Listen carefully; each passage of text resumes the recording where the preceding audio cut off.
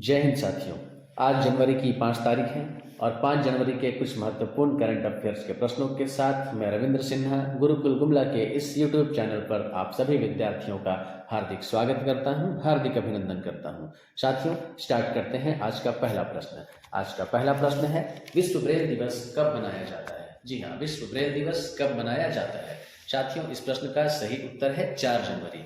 आपको बता दें कि संयुक्त राष्ट्र महासभा द्वारा 6 नवंबर 2018 को एक प्रस्ताव पारित किया गया था, जिसमें हर साल 4 जनवरी को ब्रेल लिपि के जनक लुई ब्रेल के जन्मदिन को विश्व ब्रेल दिवस के रूप में मनाने का निर्णय लिया गया था, जिसके बाद 4 जनवरी 2019 को पहली बार विश्व ब्रेल दिवस मनाया गया। तो चलिए दोस्तों, चलते हैं आज के दूसरे प्रश्न की ओर। आज का दूसरा प्रश्न है, भारत पे के नए सीईओ कौन नियुक्त किए गए हैं? जी हाँ, भारत पे के नए सीईओ कौन नियुक्त किए गए हैं? दोस्तों, इस प्रश्न का सही उत्तर है नलिन नेगी। याद रखेंगे, नलिन नेगी। आपको बता दें कि नलिन नेगी भारत पे के नए सीईओ बनाए गए हैं। उन्होंने सुहेल समीर का स्थान लिया है। सुहेल समीर वैसे तो भारत पे के सीईओ पद से इस्तीफा दे चुके हैं, लेकिन स्ट्रेटेजिक एडवाइजर के तौर पर वह कंपनी के साथ जुड़े रहेंगे।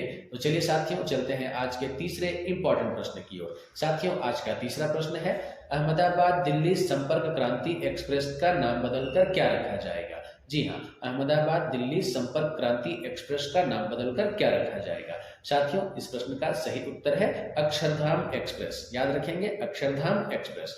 आपको बता दें कि वर्तमान में रेल मंत्री अश्विनी वैष्णव है, जिन्होंने अहमदाबाद दिल्ली संपर्क क्रांति एक्सप्रेस का नाम अक्षरधाम एक्सप्रेस के नाम में रखने की घोषणा की है। तो चलिए दोस्तों, चलते हैं आज के चौथे इंपॉर्टेंट प्रश्न की ओर। आज का चौथा प्रश्न है, देश में बेरोजगारी दर दिसंबर में बढ़कर कितने प्रतिशत पहुंच गई है? जी हाँ, देश में बेरोजगारी दर दिसंबर में बढ़कर कितने प्रतिशत पहुंच गई है? साथियों, इस प्रश्न का सही उत्तर है 8.3%। आपको बता दें कि बेरोजगारी की दर दिसंबर 2022 में बढ़कर 8.3% के उच्च स्तर पर पहुंच गई है। यह 2022 में बेरोजगारी दर का सबसे ऊंचा आंकड़ा है। दोस्तों, centre for monitoring Indian economy अर्थात CMIE के आंकड़ों से यह जानकारी प्राप्त हुई है। आंकड़ों के मुताबिक नवंबर में बेरोजगारी की दर 8% थी, जबकि सितंबर में यह सबसे कम 6.4% रही थी। तो चलिए साथियों, चलते हैं आज के पांचवें महत्वपूर्ण प्रश्न की ओर। साथियों, आज का पांचवा प्रश्न है, सियाचिन में तैनात होने वाली पहली महिला अधिकारी कौन बनी है? जी हाँ, सियाचिन में तैनात होने वाली पहली महिला अधिकारी कौन बनी है? साथियों, इसका सही उत्तर है शिवा चौहान। याद रखेंगे, शिवा चौहान। आपको बता दें कि फायर एंड फ्यूरी कोर अधिकारी कैप्टन शिवा चौहान सियाचिन ग्लेशियर पर कुमार पोस्ट के सबसे ऊंचे युद्ध के मैदान, जिसकी ऊंचाई 15,600 फुट है, में सक्रिय रूप से तैनात होने वाली पहली महिला अधिकारी बन गई है। तो चलिए बढ़ते हैं आज के छठे प्रश्न की ओर। आज का छठा प्रश्न है, किस राज्य सरकार ने राजस्व पुलिस व्यवस्था को खत्म करने का फैसला किया है? याद रखेंगे, किस राज्य सरकार ने राजस्व पुलिस व्यवस्था को खत्म करने का फैसला किया है? तो साथियों, इस प्रश्न का सही उत्तर है उत्तराखंड। जी हाँ, उत्तराखंड। उत्तराखंड में हाल ही में हुए अंकिता भंडारी हत्याकांड के बाद राज्य में पुलिस व्यवस्था को खत्म करने की मांग उठी। उसके बाद उत्तराखंड की पुष्कर सिंह धामी की सरकार ने राजस्व पुलिस व्यवस्था को समाप्त करने के लिए 17 अक्टूबर 2022 को निर्णय ले लिया है। साथियों, सरकार ने घोषणा की है कि उत्तराखंड के 1800 राजस्व गांवों में कानून व्यवस्था अब रेगुलर पुलिस संभालेगी। तो चलिए दोस्तों, चलते हैं आज के सातवें महत्वपूर्ण प्रश्न की ओर। आज का सातवां प्रश्न है, किस राज्य सरकार ने मटिया बाग हवा महल का अधिग्रहण किया है? जी हाँ, किस राज्य सरकार ने मटिया बाग हवा महल का अधिग्रहण किया है? दोस्तों, इसका सही उत्तर है असम। याद रखेंगे, असम।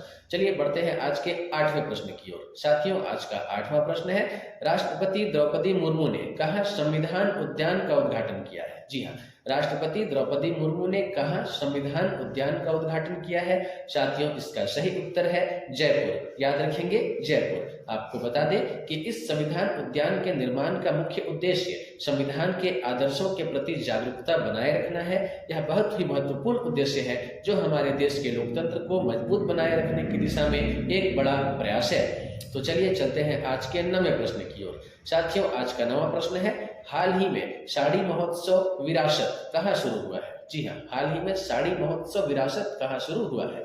साथियों, इसका सही उत्तर है नई दिल्ली। याद रखेंगे, नई दिल्ली। आपको बता दें कि विरासत भारत में एक साड़ी महोत्सव है जो पारंपरिक साड़ियों को प्रोत्साहित करता है एवं एक मंच प्रदान करता है जहां पारंपरिक बुनकर साड़ियों की दस्तकारी किस्मों का प्रदर्शन तथा विक्रय कर सकते हैं। दोस्तों, विरासत साड़ी महोत्सव का आयोजन कपड़ा मंत्रालय के द्वारा किया जा रहा है। तो चलिए साथियों, आज के अगले प्रश्न की ओर बढ़ते हैं और आज का 10वां प्रश्न आपके सामने यह रहा। साथियों, हाल ही में किस बैंक ने अपने डिजिटल सेवाओं में बदलाव के अगले चरण के लिए माइक्रोसॉफ्ट के साथ साझेदारी की है? जी हाँ, हाल ही में किस बैंक ने अपने डिजिटल सेवाओं में बदलाव के अगले चरण के लिए माइक्रोसॉफ्ट के साथ साझेदारी की है? साथियों, इस प्रश्न का सही उत्तर है HDFC बैंक। याद रखेंगे, HDFC बैंक। साथियों, HDFC बैंक भारत में निजी क्षेत्र का सबसे बड़ा बैंक है और बैंक ने अपने डिजिटल सेवा में बदलाव के अगले चरण के लिए माइक्रोसॉफ्ट के साथ साझेदारी की है। यह समझौता बैंक के एप्लीकेशन पोर्टफोलियो और डाटा परिदृश्य को आधुनिक बनाने के लिए किया गया है। तो चलिए मित्रों, बढ़ते हैं आज के 11वें प्रश्न की ओर। आज का 11वां प्रश्न है, हाल ही में कौन सा देश हाइड्रोजन संचालित ट्रेन शुरू करने वाला एशिया का पहला और दुनिया का दूसरा देश बन गया? इस प्रश्न का सही उत्तर है चीन। याद रखेंगे, चीन। दोस्तों, सितंबर 2022 में हाइड्रोजन से चलने वाली ट्रेनों की शुरुआत करने वाला जर्मनी विश्व का पहला देश था, जबकि चीन एशिया का पहला और दुनिया का दूसरा देश बन गया है। साथियों, इस ट्रेन के संचालन से कार्बन डाइऑक्साइड उत्सर्जन में प्रति वर्ष 10 टन की कमी आएगी। तो चलिए दोस्तों, बढ़ते हैं आज के 12वें प्रश्न की ओर। आज का 12वां प्रश्न है, वर्ष 2023 के प्रथम छमाही के लिए किस देश को यूरोपीय संघ परिषद की अध्यक्षता दी गई है? जी हाँ, वर्ष 2023 के प्रथम छमाही के लिए किस देश को यूरोपीय संघ परिषद की अध्यक्षता दी गई है? तो इस प्रश्न का सही उत्तर है स्वीडन। याद रखेंगे साथियों, स्वीडन। आपको बता दें कि स्वीडन ने यूरोपीय संघ परिषद के अध्यक्ष का दायित्व तीसरी बार संभाला है और यूरोपीय संघ परिषद की अध्यक्षता का दायित्व प्रत्येक 6 महीने के बाद किसी दूसरे देश को दे दी जाती है। तो चलिए दोस्तों, चलते हैं आज के 13वें महत्वपूर्ण प्रश्न की ओर। आज का 13वां प्रश्न है, हाल ही में किस योजना के तहत दिल्ली में 50 इलेक्ट्रिक बसें लॉन्च की गई है? जी हाँ, हाल ही में किस योजना के तहत दिल्ली में 50 इलेक्ट्रिक बसें लॉन्च की गई है? साथियों, इस प्रश्न का सही उत्तर है फेम इंडिया फेज योजना। याद रखेंगे, फेम इंडिया फेज योजना। चलिए साथियों, चलते हैं आज के 14वें प्रश्न की ओर। आज का 14वां प्रश्न है, भारत के पूर्व कप्तान और पूर्व BCCI अध्यक्ष सौरव गांगुली को किस टीम ने अपने डायरेक्टर के पद पर नियुक्त किया है? साथियों, इसका सही उत्तर है दिल्ली कैपिटल्स। याद रखेंगे, दिल्ली कैपिटल्स। चलिए चलते हैं आज के 15वें प्रश्न की ओर और यह हमारा आज का अंतिम प्रश्न भी होगा। तो साथियों, आज का अंतिम प्रश्न, आज का 15वां प्रश्न है, हाल ही में किस राज्य के मुख्यमंत्री के द्वारा सुखाश्रय सहायता कोष की शुरुआत की गई है? जी हाँ, हाल ही में किस राज्य के मुख्यमंत्री के द्वारा सुखाश्रय सहायता कोष की शुरुआत की गई है? दोस्तों, इस प्रश्न का सही उत्तर है हिमाचल प्रदेश। जी हाँ, याद रखेंगे, हिमाचल प्रदेश। साथियों, हिमाचल प्रदेश के मुख्यमंत्री सुखविंदर सिंह सुक्खू ने 1 जनवरी 2023 को 101 करोड़ रुपए के परिव्यय के साथ मुख्यमंत्री सुखाश्रय सहायता कोष का शुभारंभ किया है। सभी मंत्री और कांग्रेस विधायक अपना पहला वेतन इस कोष में देंगे। साथियों, 68 सदस्यों वाली हिमाचल विधानसभा में कांग्रेस पार्टी के कुल 40 विधायक हैं और सुखविंदर सिंह सुक्खू सरकार ने 11 दिसंबर 2022 को शपथ ली थी। साथियों, अब बारी आती है पिछले प्रश्न का सही उत्तर जानने की और सही उत्तर देने वाले के नाम की घोषणा करने की। तो साथियों, पिछला प्रश्न था, हाल ही में बाबू मणि का निधन हो गया, वह कौन थे? जी हाँ, हाल ही में बाबू मणि का निधन हो गया, वह कौन थे? साथियों, इस प्रश्न का सही उत्तर है पूर्व भारतीय फुटबॉल कप्तान। जी हाँ, पूर्व भारतीय फुटबॉल कप्तान। और सही उत्तर देने वालों के नाम है किशन कुमार, अनमोल इंदवार, रौनक कुमार, अर्चना एक्का, संतोष यादव, प्रिया कुमारी, बालमुनि कुजूर, संगीता खेस, मधु कुमारी, चामिन कुमारी, सरोज और अंजलि ठाकुर। तो इतने लोगों ने इस प्रश्न का सही उत्तर दिया है। सही उत्तर देने वाले सभी विद्यार्थियों को मेरी ओर से ढेर सारी बधाई, ढेर सारी शुभकामनाएं। चलिए साथियों, अब बात करते हैं आज के प्रश्न की और आज के इस प्रश्न का उत्तर आप सभी को पिछले प्रश्न की तरह ही कमेंट बॉक्स में देना है। तो साथियों, आज का प्रश्न है, चुनाव आयोग ने किस राज्य में 90% से अधिक मतदान के लिए मिशन 929 शुरू किया है? जी हाँ, चुनाव आयोग ने किस राज्य में 90% से अधिक मतदान के लिए मिशन 929 शुरू किया है? तो साथियों, पिछले प्रश्न की तरह इस प्रश्न का उत्तर भी आप सभी को कमेंट बॉक्स में देना है। तो वीडियो पूरा देखिए और कमेंट बॉक्स में आकर अपना सही जवाब छोड़ जाइए। मैं सही जवाब देने वालों के नाम की घोषणा कल के वीडियो में जरूर करूंगा।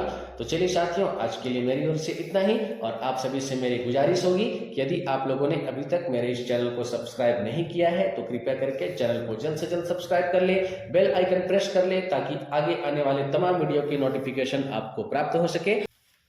और आपसे यह भी आग्रह है कि मेरे इस वीडियो को अधिक से अधिक मात्रा में आप शेयर करें, ताकि ज़्यादा से ज़्यादा लोगों तक मेरा वीडियो पहुंच सके और इस चैनल को ग्रो होने में आपकी ओर से मुझे थोड़ी सहायता, थोड़ी मदद मिल सके। तो चलिए, आज के लिए मेरी ओर से बहुत सारी शुभकामनाओं के साथ जय हिंद, जय भारत साथियों।